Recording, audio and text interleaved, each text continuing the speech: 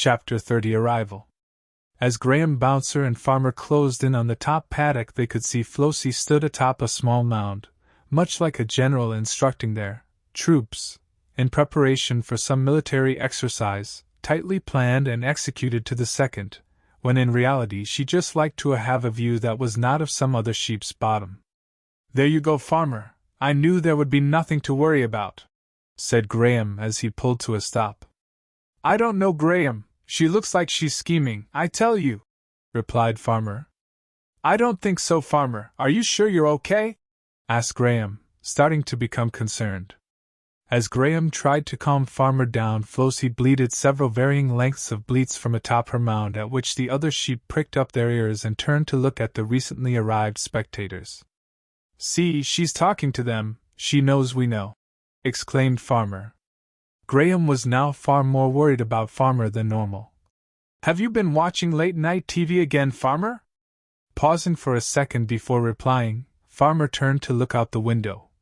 "Might have been. What of it?" "Farmer, you know those sci-fi channels are no good for you. Come on, let's get back to the farm. You can I have a nice cup of tea and Bouncer, and I can finish up what we were doing before we start work." "How does that sound?" Farmer was, ironically, a little sheepish for a few seconds as he realized how silly he had been thinking his sheep were anything other than sheep. "Of course, thank you, Graham. I do have to stop watching those programs, or at least stop eating cheese sandwiches late at night."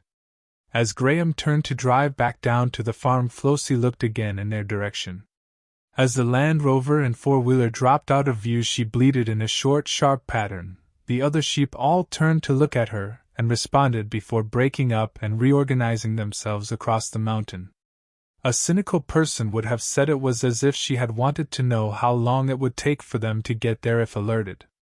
Perhaps Flossy was some super-intelligent super-criminal, or perhaps Farmer simply watched too much late-night TV with a side order of cheese. Perhaps they would never know. Driving back towards the farm, Farmer spotted a speck off in the distance. "Can you see that, Graham?" "See what, Farmer?"